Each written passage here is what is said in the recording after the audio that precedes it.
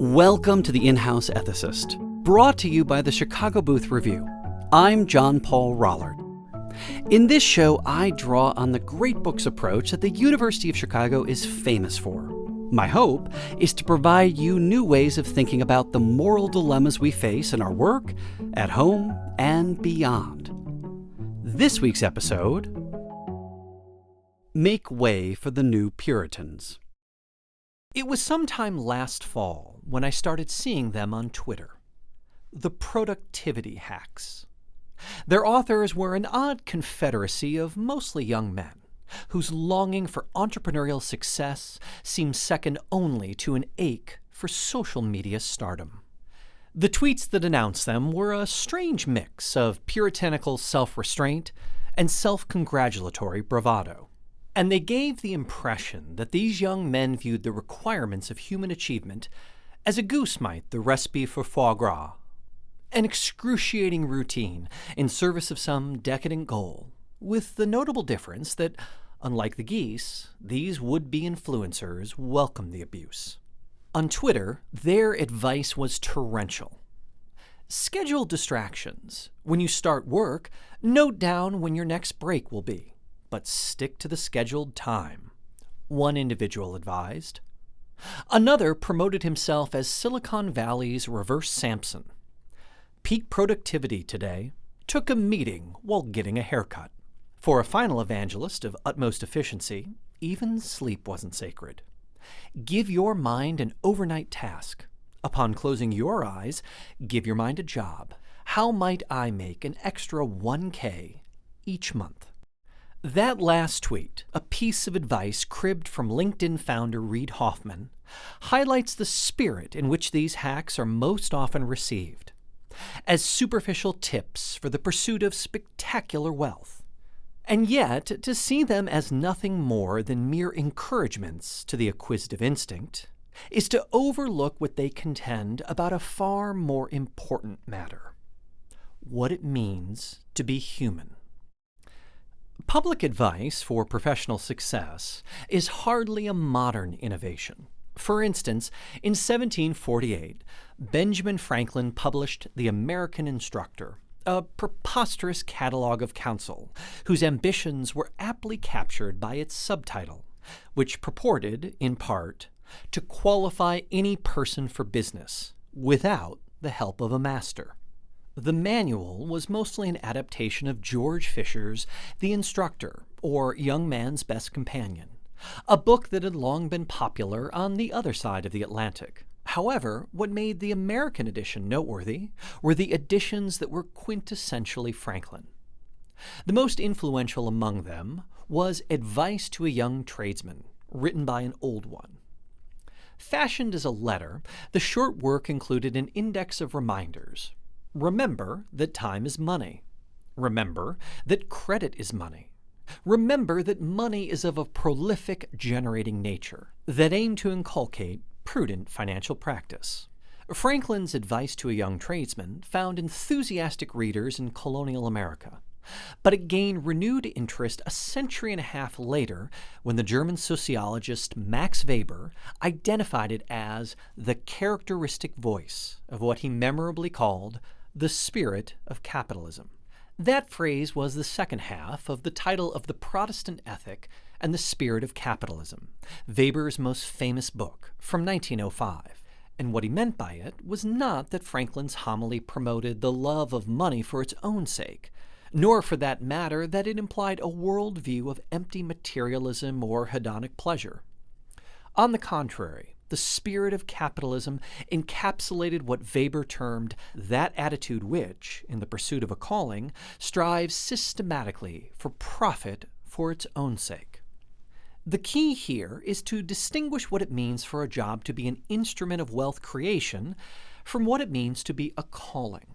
As Weber understood it, if we want to make sense of why Franklin advocates an approach to the workday that seems so methodical and strangely ascetic, waste neither time nor money, but make the best use of both, we shouldn't assume that such sacrifices are ultimately in service of achieving power, exalted status, or delayed gratification of a gilded sort.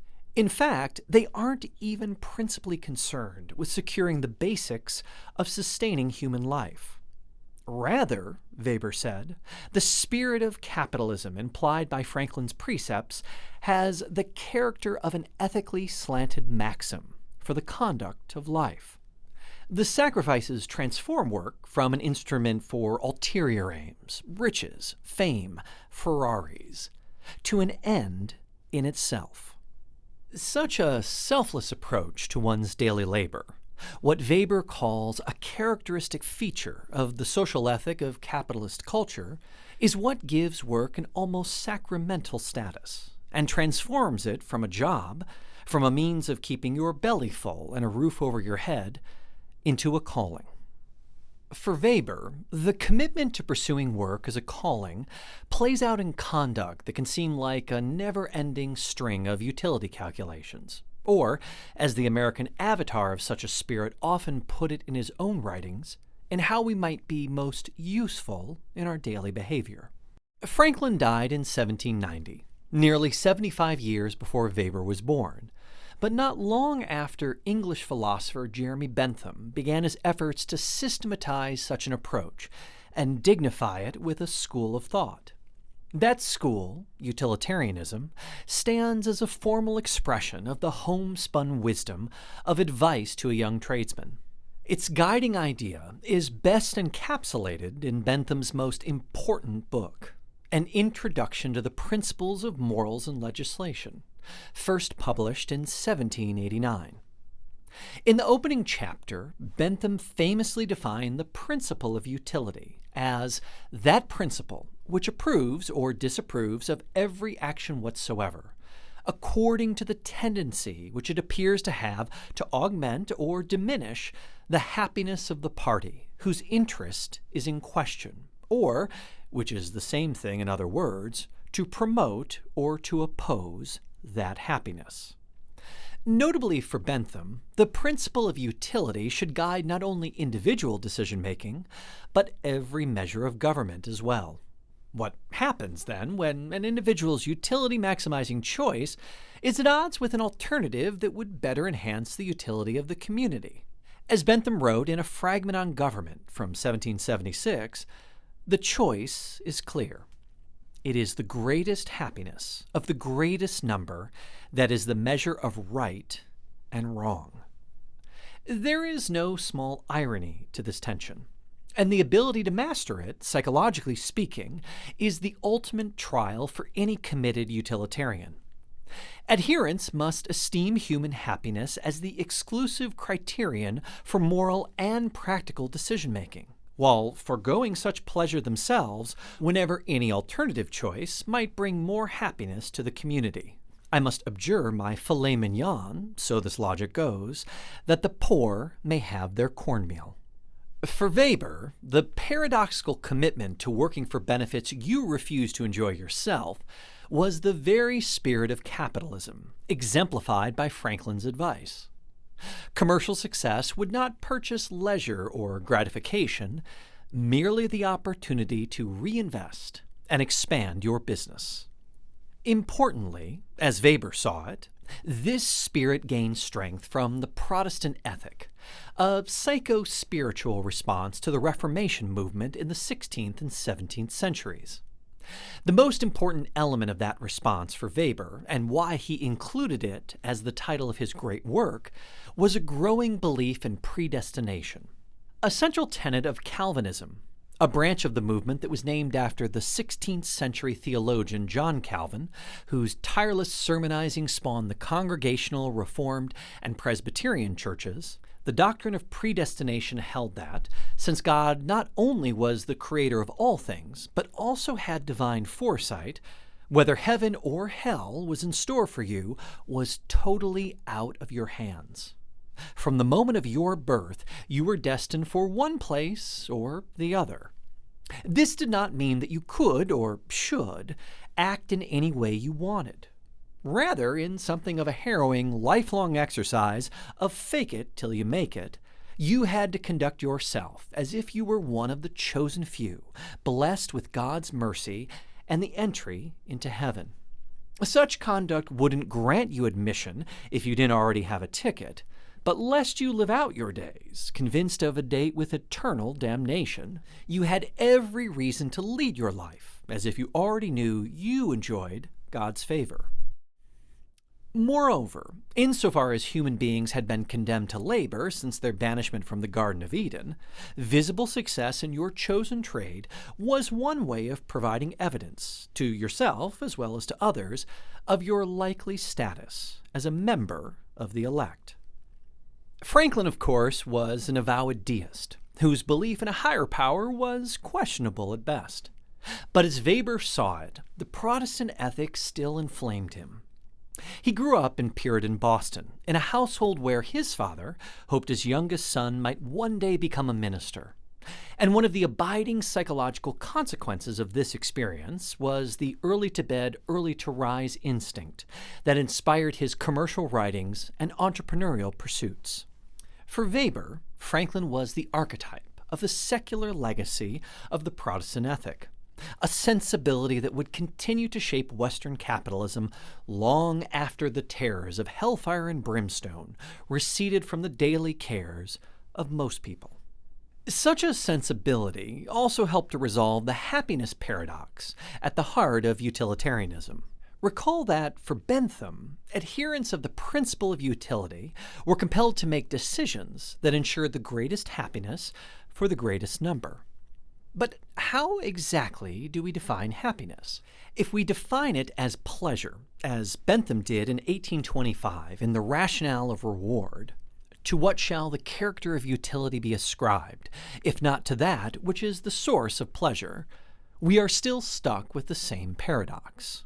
But if the principle of utility takes on something of a Calvinist chill, if instead of actual happiness it becomes a measure of those commercial activities that could conceivably produce happiness, the establishment of factories, the creation of shipping lanes, the rise of industrial power, then the requirements of wealth creation might become the moral and practical measure of all decision-making. What should otherwise be an instrument instead becomes an end. It may seem perverse that the logic of utilitarianism should be championed by those who so thoroughly deprecate leisure time and personal pleasure, key ingredients for most people to leading a happy life. For such odd individuals, instead of decisions being made with an eye toward the greatest happiness of the greatest number, they should instead turn on measurements of gross productivity. What might such an approach look like? Consider as a guide 2 books by American businessman Edward Conard. 2012's Unintended Consequences, Why Everything You've Been Told About the Economy is Wrong, and 2016's The Upside of Inequality, How Good Intentions Undermine the Middle Class. Principally written to dismiss concerns about income inequality, vindicate the central importance of the financial sector, and champion small government conservatism, the books also provide an unapologetic portrait of the productivity mindset. In Conard's view, productivity is the panacea for most social maladies, and therefore any proposals that might dampen productive behavior are wrong-minded and menacing. This is especially true for his bête noire, higher taxes.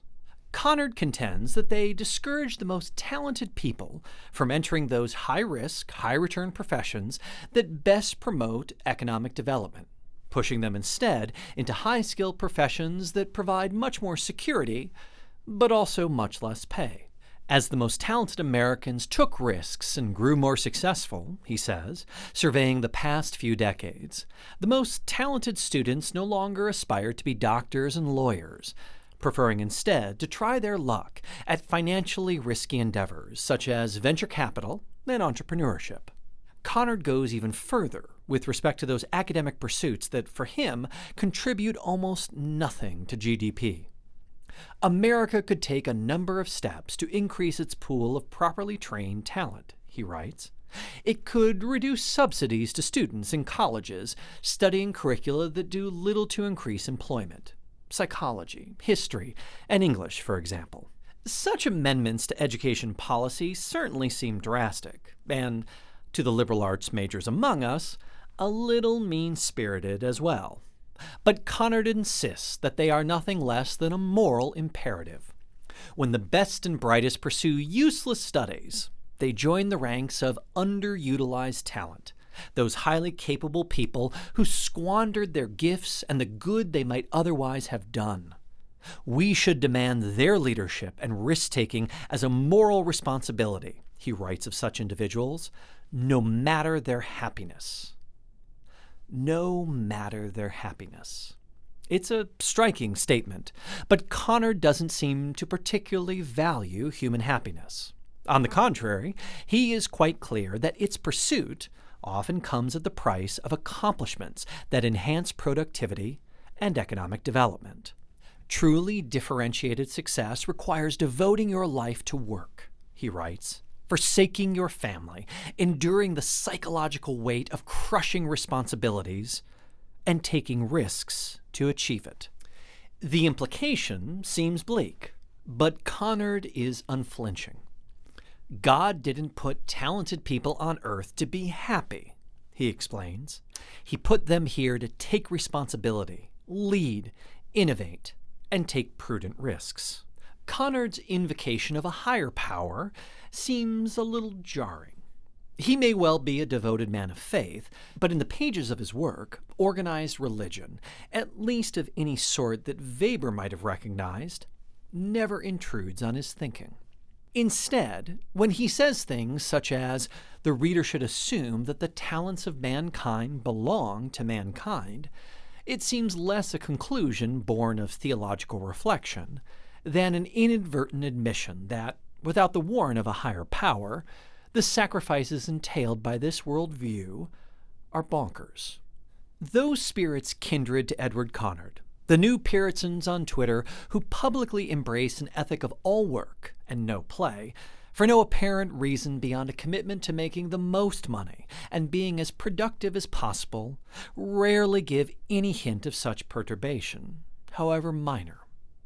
Unlike the men and women of Weber's world, who constantly labored to keep the most dreadful doubts at bay, they have transcended any misgivings, together with the demands they make for actual self-reflection. They have ascended the very heights of productivity by losing sight of what it means to be human.